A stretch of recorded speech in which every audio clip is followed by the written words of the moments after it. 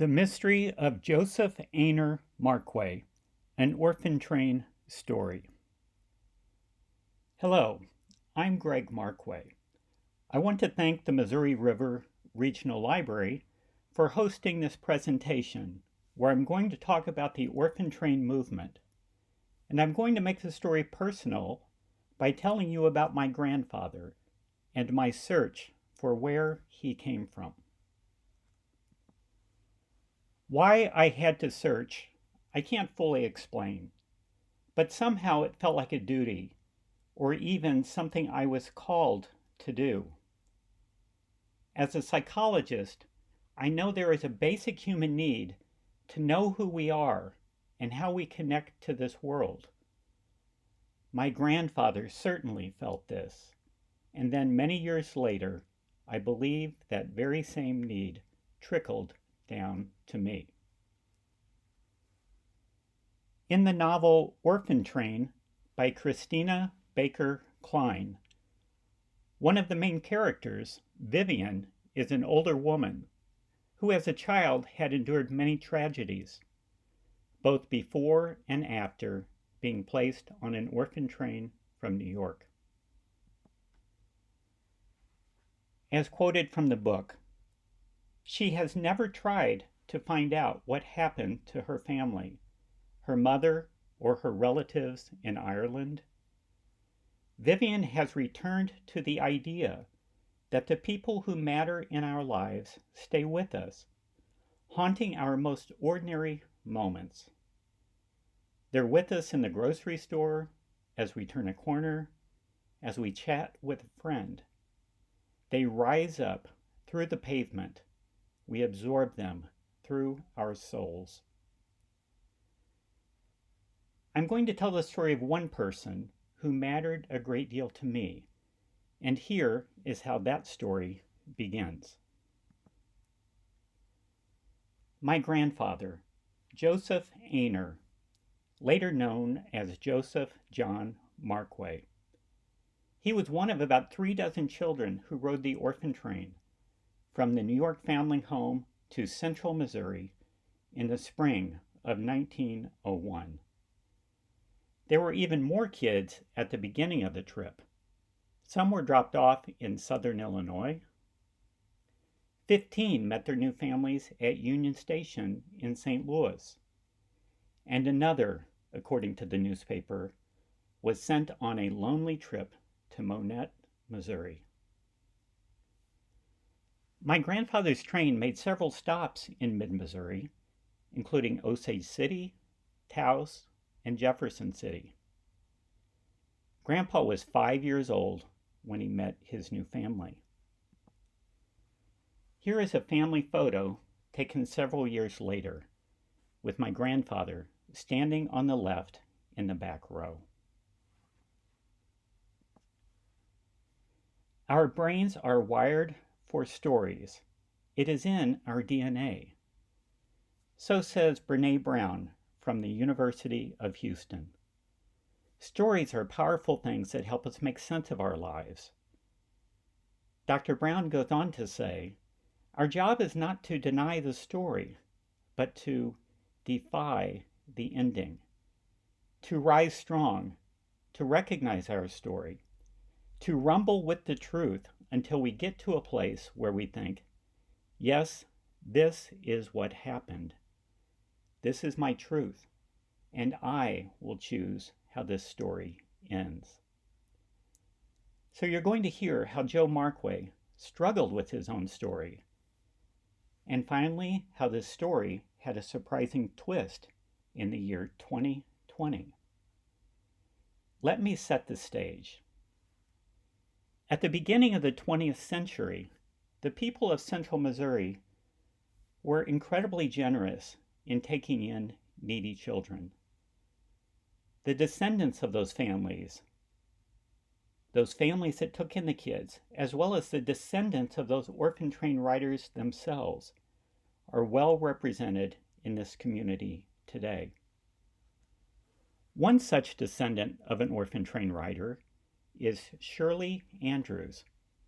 Shirley's mother, Irma Craig Schneiders, rode on the very same train as my grandfather. Shirley has kept orphan train history alive for many years in Missouri, and Shirley was also helpful to me in my search. Here are a couple pictures of Irma, one as a little girl, not long after being taken in by the Bain family in Taos, and another photo years later. Irma has many descendants around here. Thank you, Shirley, for keeping the memory of the orphan train alive. Now for some more background. From today's perspective, the idea of the orphan train can sound horrific. Taking kids, putting them on a train, going long distances, and leaving them with a new family. Being a psychologist myself, having worked with children in foster care, kids who have been neglected and abused, it is very hard for me to imagine. However, we can't always judge things through the lens of today. Let's look at what was going on when the orphan train began. From the mid-1800s to the early 1900s, Europe was in absolute turmoil. Nations were in conflict. There was the Irish potato famine. Individuals and families had to leave Europe in large numbers to escape wars, hunger, persecution, and extreme poverty. They left Europe seeking the hope that America offered. But when these immigrants arrived here, they were not welcomed. The large cities on the East Coast were overcrowded. The cities had poor sanitation. New arrivals had difficulty finding places to live, difficulty finding jobs. They lived in poverty.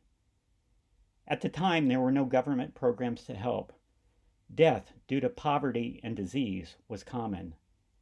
There were no programs to help the kids, no formal system of foster care.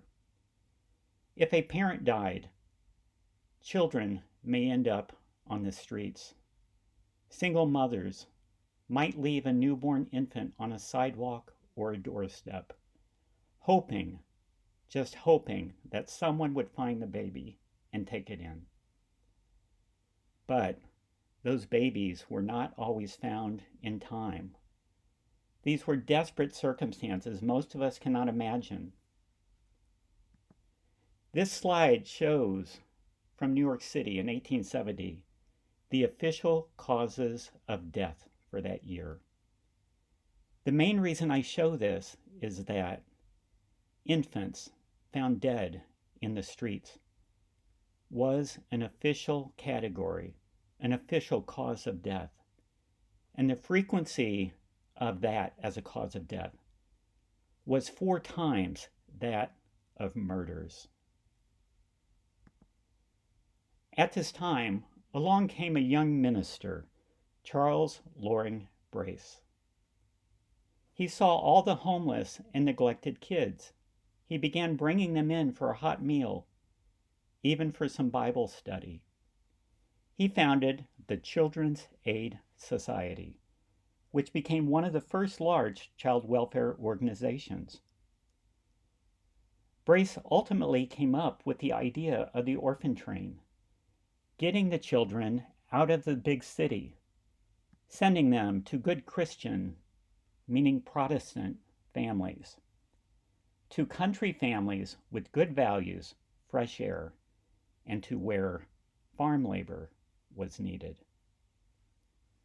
The way the Children's Aid Society trains worked was that they would put children on the train with adult supervisors, what we might call social workers today.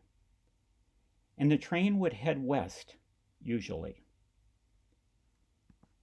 They would advertise in towns ahead of time. The train would arrive, and local families, local parents, would inspect the kids, much as they would inspect a cow or a horse they were looking to buy. The locals would choose one or more kids. There would be some vetting of the family, an agreement would be signed, and the new parents would take the child home. One of the agents for the Children's Aid Society was notorious for keeping meticulous records, and she followed up annually to see how the kids were doing. So there were attempts to ensure positive outcomes. After a train stop, if there were still kids left, they would get back on the train and head a little further down the line. Here is one group of kids that went to Lebanon, Missouri in 1909. Can you imagine seeing this group of kids showing up in your town in need of homes, knowing that they were so alone in the world? Just look at those faces. Imagine how hard it would have been to resist. Around the same time as Charles Loring Brace, Sister Mary Irene Fitzgibbon started the New York Foundling Home with the idea that she and her fellow sisters would take in little ones and care for them. The sisters received a donation that allowed them to purchase this building, and the sisters prepared to accept an infant in a month or so. At the time, I have heard that the sisters supposedly were fighting over who would get to hold the baby when it arrived. Well, a month early, they were awakened by a crying baby left on the doorstep, and within that very first month, they had 40 babies to care for. I imagine the sisters were no longer arguing over whose turn it was to hold the baby, but I also imagine they may have been arguing over whose turn it was to get some sleep. Now, the term foundling literally means a baby that is found. The Foundling Home put a basket in its lobby where anyone could leave a baby and ring a bell to alert the sisters of a new arrival. Here is a picture of that basket with some residents of the Foundling Home. The Foundling Home was the Catholic counterpart to the Children's Aid Society. The New York Foundling Home started in part because many of the children that Brace had been taking in had to have come from Catholic families, coming from new immigrants from Ireland, from Italy, from Germany. Many of those families would have been Catholic. So the Catholics started their own organization because they wanted Catholic children going to Catholic homes. The Foundling Home grew exponentially, and its name changed over the years. The Foundling Home, Hospital, Asylum. The organization still exists today, known simply as the Foundling. The Children's Aid Society still operates as well. This is a picture of the Foundling Asylum at the time my grandfather would have been there, along with about 2,000 other children.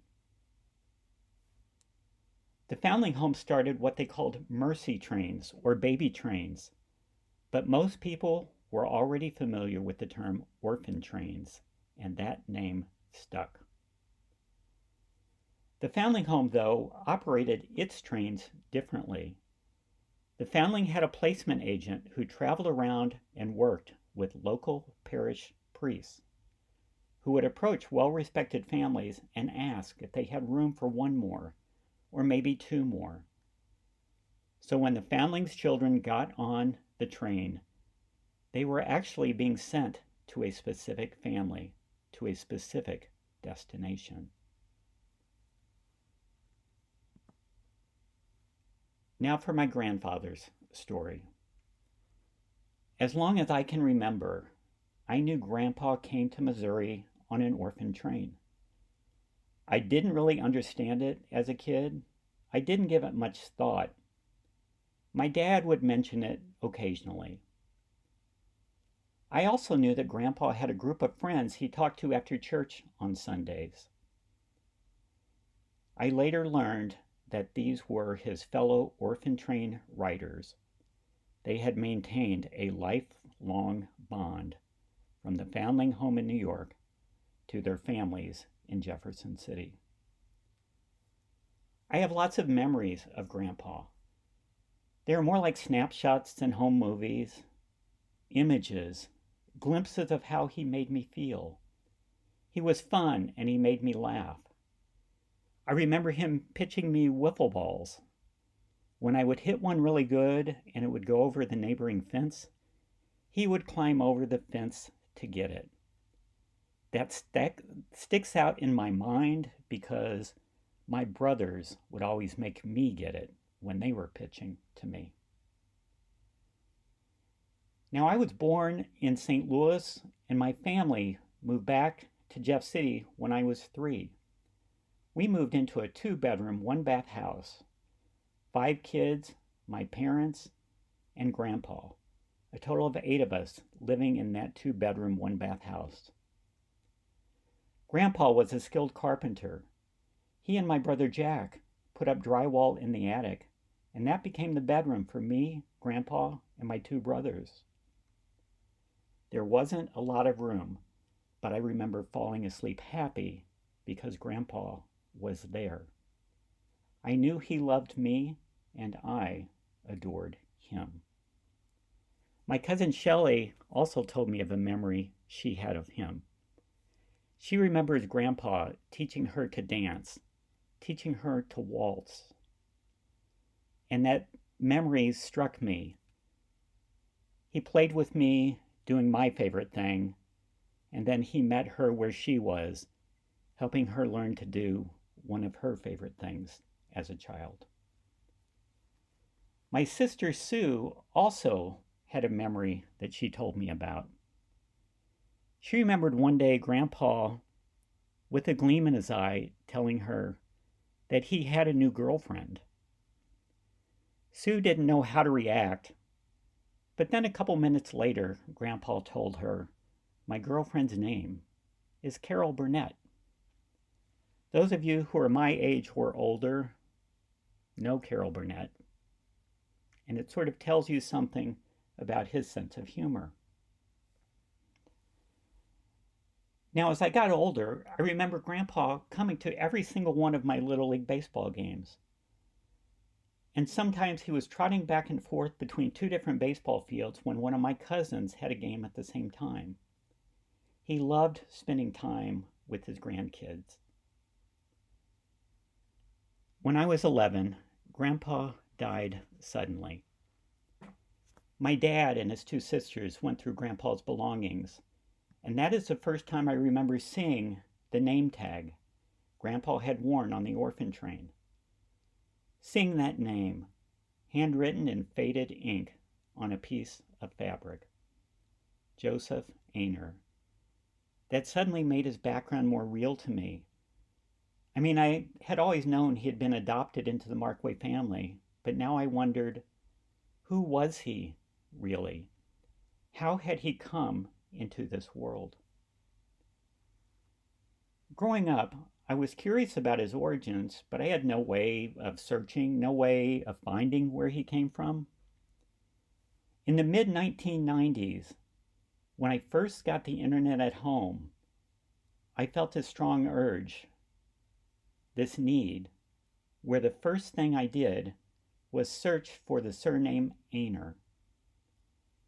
I found a few people with that name in Philadelphia, and I imagined contacting them and that they would somehow know about Grandpa, that they could give me the answers I wanted, the answers I needed.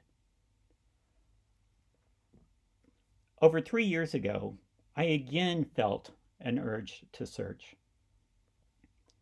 Brene Brown says that stories are in our DNA. Well, it was in my DNA to uncover Grandpa's story. I knew that DNA might hold the answers, and I took a DNA test. I had to hurry, I thought. I was part of the last generation that knew Grandpa, and with each passing generation, it would be more difficult to find DNA connections to his origins. I spit in a tube and sent that tube to Ancestry DNA, anxiously awaiting my results.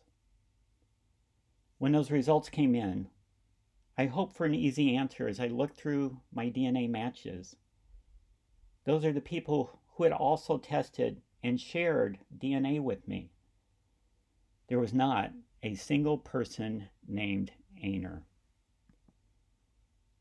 But I did have over 40,000 other relatives who had tested. I was disappointed, but not surprised. I realized I may not find the answers. Maybe his parents died and there were no other descendants. Maybe no one else connected to his origins had tested. But I did find that my brother Jack had tested, as well as my paternal cousin Gary. I was not the only one looking for answers. I went looking through the New York City archives, looking for a birth certificate for Joseph Aner, but nothing came up. I then looked through a different database, one that allowed searches for similar surnames, not just the exact name. And then I saw something. There was a child named Joseph Aner, born April 30th, 1896. Now, prior to World War I, Grandpa's birth date in official records was always listed as April 25th. But after World War I, records said its birth date was April 30th. I had no idea why a birth date would change in the records, and I didn't really give it much thought as I kept searching. I didn't realize that this was a clue. I looked for any other evidence that this baby, Joseph Aner, born April 30th, 1896, I looked for any evidence that that child could be someone other than my grandfather. I kept searching census records, military records, old newspapers, death records, anything I could find to see if there was a Joseph Aner born that day. I never found one born that day. This had to be my grandfather. The birth certificate listed the parents as Joseph King and Adelaide Aner. The record indicates the parents were unmarried. This makes sense for a child given to an orphanage at birth. And I never found any indications that Joseph King and Adelaide Aner were the actual names of Grandpa's parents. These were likely pseudonyms, names chosen to make it harder to find the parents. It is not surprising that parents, or perhaps just a mother, would want to be anonymous when giving up a baby. At that time, a child born out of wedlock would be a stain on a family. And having a child could reduce a woman's chances of marrying in the future. And back then, how would an unwed mother provide for a child? I continued my search, looking through all kinds of records, piecing together what I could about Grandpa's life.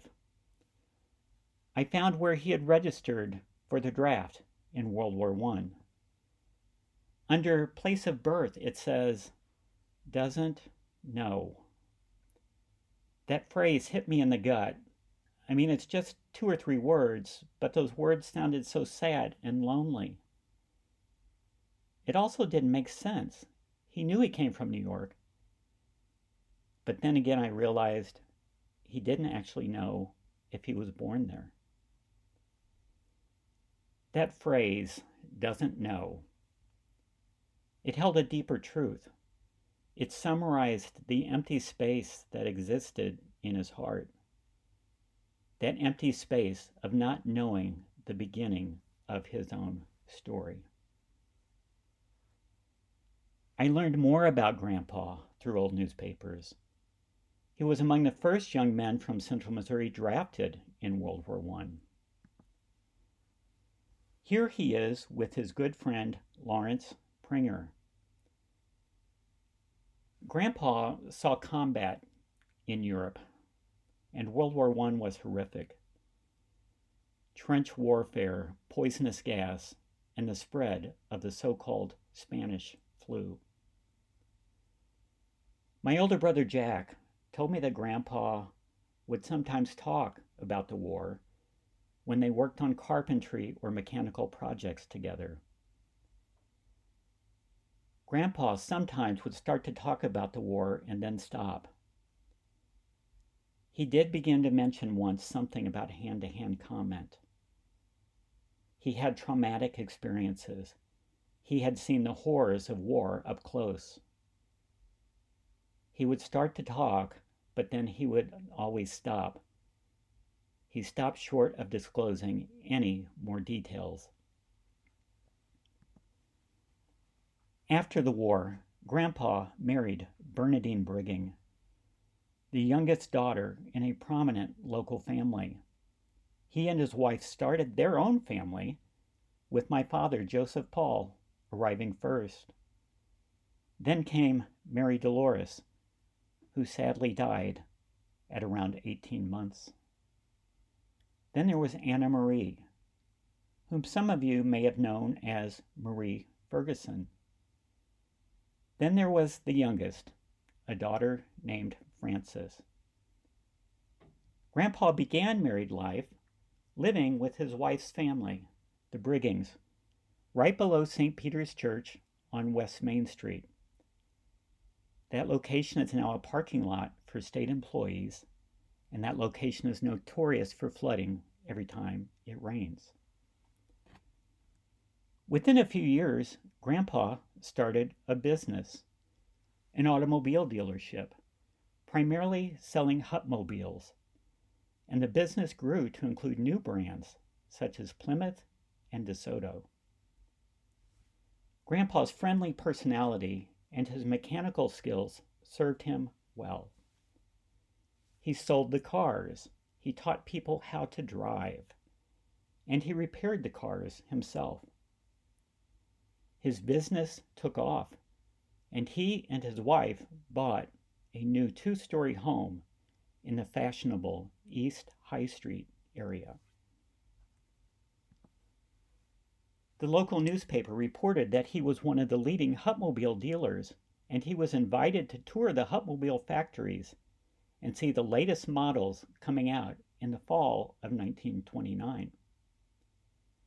This was before the stock market crashed in October.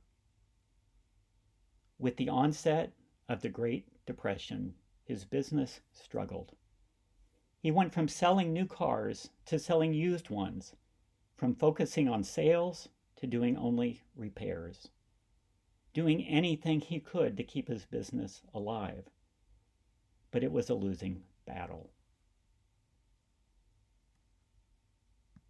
I found his World War II draft registration. Yes, the country was in such desperate times that even older men had to register for the draft at the time.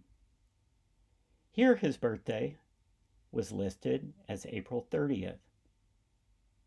World War I, it was listed as April 25th, and now it's April 30th. Had something changed? Why would it be different?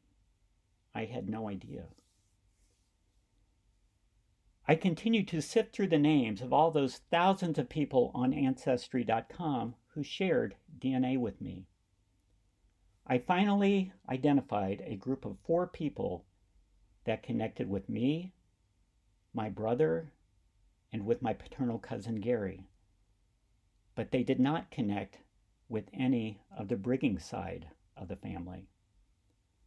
That meant they had to be related to Grandpa's ancestors somehow. But how? These 4 people had ancestors who had been the right age and had been living in New York City at the right time. This slide shows those 4 people, the ancestors of those 4 people. Here are 2 men and 1 woman. One of them likely was a parent of Grandpa. The family name was Van Sten. That sounded Dutch. I later learned, though, that the name was of English origins. There were different variations of how the name could be spelled, I later learned. Rather than the Dutch spelling with two different names, it could also be spelled all as one word, with either an E or an O near the end. The more I dug into this, the more convinced I was on the right track, but I didn't know if I was honing in on Grandpa's father or his mother. By this point, I was communicating with a couple Van Steen descendants who shared DNA with my family. One of them sent me a photo of Catherine Van Steen, one of those ancestors. I spent hours studying this photo. Was she Grandpa's mother or his aunt? How did she fit into the puzzle?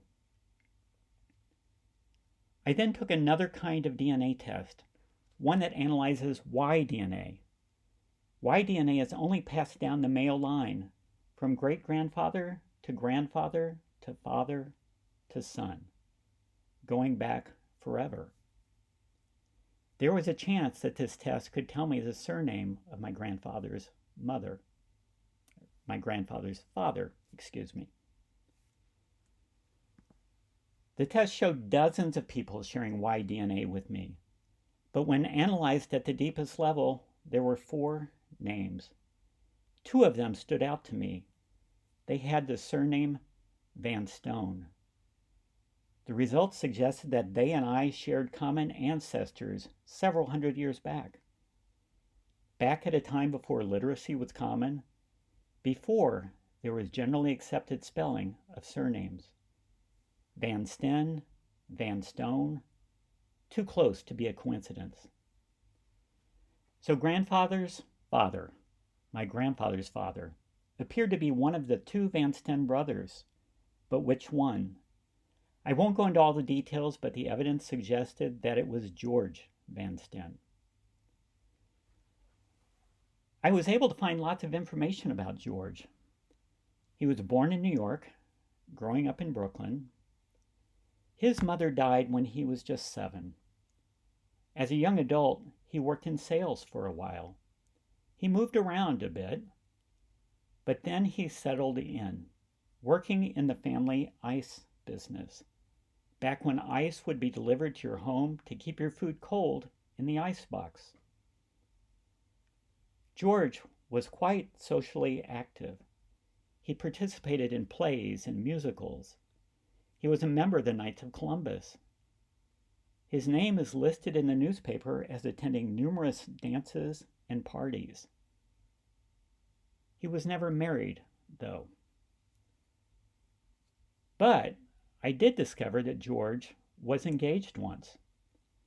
I know this because when his fiancée married another man, George sued to get back the presents he had given his fiancée. The newspapers reported the trial in lurid detail. George won the case, even though his fiancée pointed out that she had been waiting years for George to agree to a wedding date, and only after waiting all that time did she choose to marry someone else. I still didn't have any leads for Grandpa's mother, though. As I was talking with Jack one day, Jack said, he always said his mother was Abby Doyle. What? How would Grandpa know this? How could Jack not have told me this sooner? Later, my cousin Shelley told me the same thing, that his mother was Abby Doyle. I was stunned. How could Grandpa possibly know this? As I thought about it, I remembered my mom, Grandpa's daughter-in-law, once telling me that Grandpa had gone to New York as a young adult and found his mother. Or did he just find her name? My mom's memory wasn't sure. It wasn't clear. But he had learned something important when he went to New York. Now, Jack said that when Grandpa talked about his mother, it was like when he talked about the war. He would start and then stop, beginning the story and then closing the book. Again, I'm a psychologist, and I know that feelings of abandonment hit at the very core of our being. They hit at who we are. I know Grandpa was questioning, why did my parents send me to an orphanage? Such questions, such feelings can be overwhelming. These feelings are real, they are deep, and they can last for generations. Grandpa had them. These feelings took away his voice. Being left, being a secret, hurts. I kept searching, looking everywhere now for signs of Abby or Abigail Doyle in New York. I quickly learned that searching for an Irish surname in New York in the late 1800s is nearly impossible. I learned that Irish traditions led families to use the same names over and over again. And since there were so many family members with the same names, they would then use various nicknames to distinguish all the Abigails and Margarets and Marys. So I never knew what I was looking at when I looked at the records. I was getting nowhere. So I changed my approach and I went back to sorting my DNA matches. I finally found this one sliver of people that connected to the paternal side of my family, but not to the Briggings and not to the Van Stens. Some of these newfound DNA connections, newfound relatives, some of them had placed family trees online. As I looked through those trees, in one of them, I saw this. Abby Camille Doyle, born in 1873. Could this really be her? The woman I had wondered about, the one I had been searching for the past 3 years. She wasn't from New York, but she was born not too far away in Northampton, Massachusetts. From various records, I was able to build family trees of Abby's known family. Over time, I was able to find how my DNA matches fit into those Doyle family trees. By searching newspapers, obituaries, and wedding announcements, I was seeing more consistently how everything fit together. Things and people were falling into place. But something was missing. I realized I was growing less interested in the DNA jigsaw puzzle and more interested in Abby. As I learned more about her, I found some likely answers to Grandpa's questions. How did he come into this world, and why was he left in an orphanage? I learned that Abby's life could not have been easy. She was the youngest of 9 children. Her father was wounded in the Civil War in 1861, and he died when she was just 8. Abby had other losses as well. She had a sister who died at 26, a brother who died at 22. It appeared that her mother had gone to work in a textile factory. Who took care of Abby?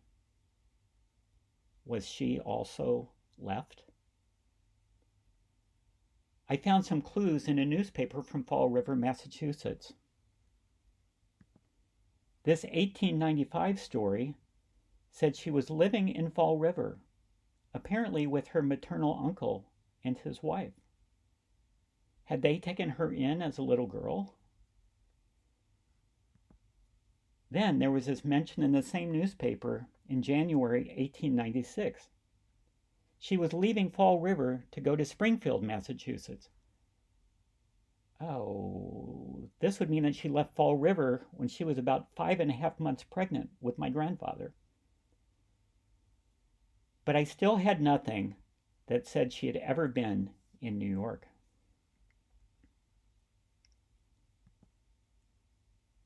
But then, in May of 1897. I mean, it's amazing how much of everyday life is chronicled in small town newspapers. In May of 1897, she comes back to Fall River for a visit. The newspaper says she returned from New York, where the newspaper says she is studying to become a nurse. So after my grandfather's birth in 1896, she had remained in New York City. Then in December 1898, she sang a solo in the church choir on Christmas Eve. It must have been quite an event. The Mass, the service, included members of the Boston Symphony, conducted by William Dolan. I can only imagine this must have been an amazing service. I wish I could go back in time and be there and hear her voice. But what happened to Abby after this? Well, 6 months later, I found she married that William Dolan, the conductor of the choir of the symphony. They moved to New York, where he worked as an attorney. He had gone to Harvard Law School and had been a state senator in Massachusetts. I later learned Abby and William had met in that church choir in Fall River. The more I thought about things, the more I realized Abby had been through so much. I felt happy that she had found love, but I felt other things as well. She had lost her family as a child, then lost siblings, and only God knows what else. And then to have a baby, being unmarried. Giving up that baby must have been traumatic for her. Giving him up with the hope that he would be better off. As I tried to imagine her experience, I really couldn't. But I felt compassion more than anything. When a couple of Doyle relatives sent me this photo with Abby seated on the far right, I looked into her eyes and somehow I felt that I knew her. She looked familiar to me. It had been a long journey, and it felt so good to see her, to have found her. As for Grandpa, despite all the trauma in his life, he also was able to love. But how? Was it a natural inborn resilience? That same resilience that Abby must have had? Was it the care he received from the foundling home, from his adoptive family, the Markways? All of the above. As I continued my search, I found some surprises. I found that Abby's granddaughter, Kitty, once dated a guy that looked a lot like my father. Kitty was also a performer, a singer. Earlier I mentioned how Grandpa had gone to New York and found Abby, or at least learned of her. I now have reason to believe he did find her, and that while in New York, he learned his actual birth date. He had found his beginnings. Stories are hardwired into our DNA, and so is searching for connection.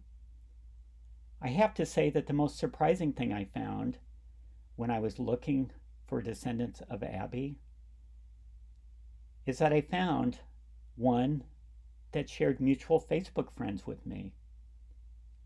But even more than that, I found that another of Abby's great-grandsons, my half-second cousin, was living in Jefferson City. John Dolan was born in New York, and he moved to St. Louis, or to St. Charles County, when he was young. He became a state representative, and like his great-grandfather, a state senator. After leaving the legislature, he and his wife stayed in Jefferson City to raise their 2 children. He was a member of St. Joseph Cathedral, the church and school that I went to while growing up. His kids went to Helias High School, as my siblings and I did. Just this past spring, I found John, and I messaged with him and talked with him by phone. He could not have been kinder. He had talked with his cousins and said they were willing to help me with more information. Now, I can't say for sure who or what led me to undertake my search and why it happened when it did, but I do know what I believe. To borrow from the novel Orphan Train, the people who matter in our lives stay with us, haunting our most ordinary moments. They're with us in the grocery store, as we turn a corner and chat with a friend. This particular sentence stands out to me because in talking with John Dolan's wife, I discovered we probably had been in the same grocery store at the same time.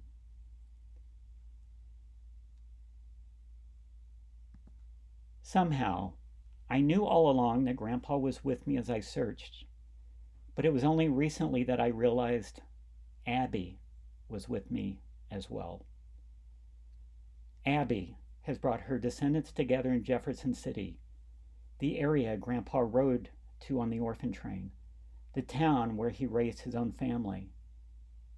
Grandpa had found Abby, and she had found us, so that Joseph Markway's story finally could be told. Thank you for listening. I can be reached at gregmarkway.com.